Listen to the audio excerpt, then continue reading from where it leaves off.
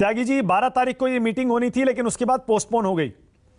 क्या अब मान लिया जाए कि सारे के सारे विपक्षी नेता, विपक्षी दल 23 तारीख को पटना में जुटेंगे और बीजेपी जो बार बार कह रही थी गठबंधन नहीं बन पाएगा, नहीं बन पाएगा, आपने तोड़ निकाल लिया है त्यागी जी एक गठबंधन बनाने का?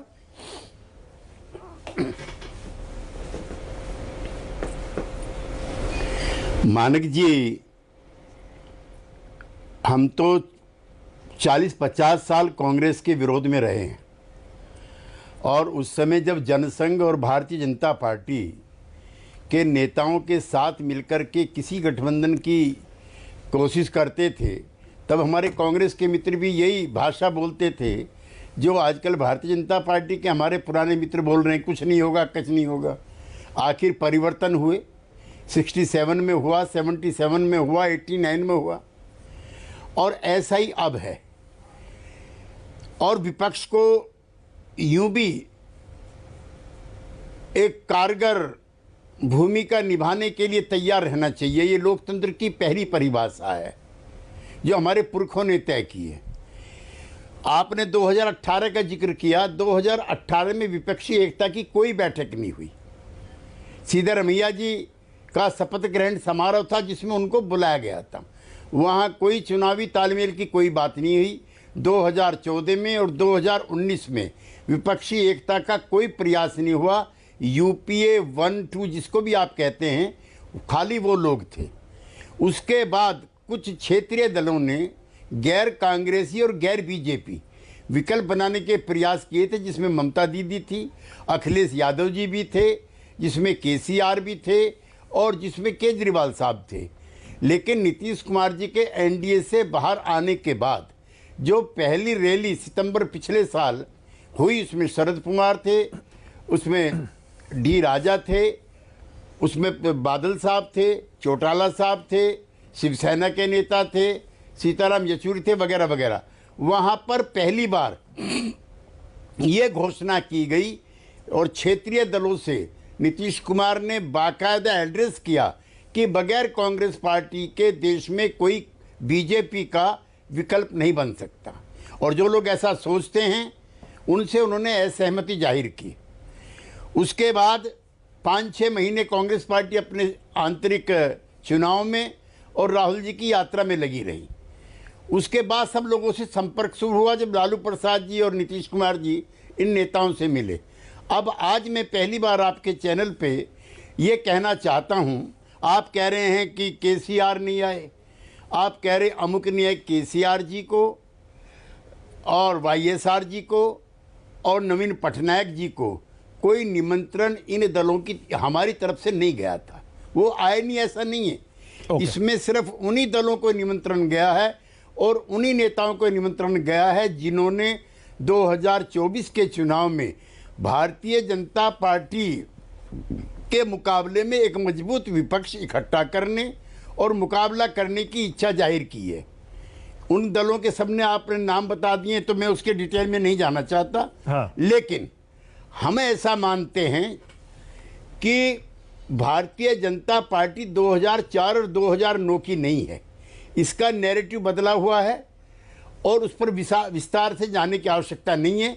इसलिए इस बीजेपी से लड़ने के लिए जो Nitish formula of opposition unity 2024 है, वो है 1 अगेंस्ट 1, एक के मुकाबले एक। ये जो 11-12 दलों के आपने नेताओं के नाम बताए हैं, मुझे आपको बताते हुए प्रसन्नता है कि लगभग 450 सीटें ऐसी आइडेंटिफाइड हो रही हैं जिस पर एक के मुकाबले में एक उम्मीदवार खड़ा होगा। ओके। और ये हमारी बड़ी सफलता है। ठीक है। जिन दलों के आपने नाम बताए थे, केजरीवाल जी तैयार हैं। हाँ। पंजाब में जरूर थोड़ी दिक्कत है, जहां पर आम आदमी party versus Congress versus Akali Dal है, जो परंपरागत तरीके से कांग्रेस के भी खिलाफ रहा है और आम आदमी पार्टी के।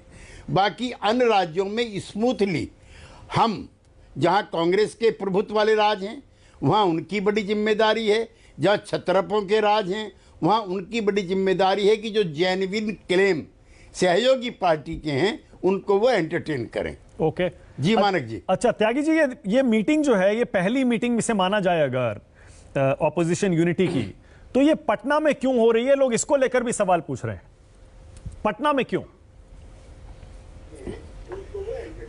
पटना में होने की कोई खास वजह नहीं है। अगली मीटिंगें कहीं और भी होंगी।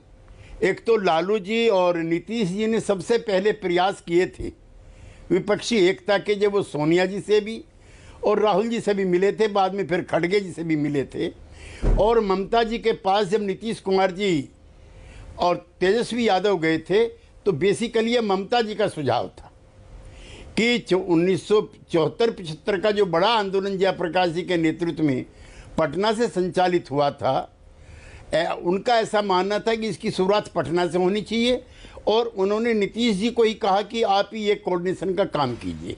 एक चीज़ और मैं आपको बताऊं कि प्रारंभिक दिनों में ममता जी का भी, केजरीवाल जी का भी और अखिलेश यादव जी का कोई बहुत सकारात्मक रुख इस तरह का नहीं था, लेकिन जब सब नेताओं की बैठ के बातचीत हुई है तो Mamata ji is on record on saying, Akhilesh Yadav ji on record on saying, और केजरीवाल जी से हम लोग भी मिले हैं, he is also on record कि हम एक के खिलाफ एक उम्मीदवार हो इसके लिए तैयार है। ओके, एक सवाल और त्यागी जी, 12 तारीख को ये मीटिंग होनी थी, क्योंकि अब केसी त्यागी बोलेंगे तो जाहिर है एकदम ऑथेंटिक होगा, ऑफिशियल होगा, तो 12 की जगह ये 23 को मीटिंग क्यों की गई? क्योंकि तमाम तरह की अटकलें लगाई जा रही थी कि राहुल गांधी नहीं आ रहे थे 12 को, खड़गे जी नहीं आ रहे थे, इसीलिए उस टाइम पोस्टपोन कर दी गई थी। जो पार्टियां इसमें हिस्सा ले रही हैं, उनके राष्ट्रीय अध्यक्ष या उनके राज्यों के मुख्यमंत्री अगर बैठक का हिस्सा नहीं होंगे तो हम ऐसा मानते हैं कि उसके सार्थक नतीजे नहीं निकलेंगे। राहुल जी बाहर के अपने कार्यक्रमों में व्यस्त हैं, प्रमुख जो थे स्टालिन साहब, उनकी इनअवेलेबिलिटी थी, मल्लिकार्जुन खड़गे जी की थी, तो ये मीटिंग कोई फोटो सेशन के लिए नहीं थी, ये किसी कारगर चर्चा के लिए और कारगर विकल्प के लिए थी। इसलिए सभी नेताओं से दोबारा बातचीत करके सबकी अवेलेबिलिटी कंफर्म करके, और कम से कम जो पार्टी का सबसे बड़ा नेता है अध्यक्ष, उसकी उपस्थिति कंफर्म करने के बाद ही ये 23 तारीख की मीटिंग बुलाई गई है।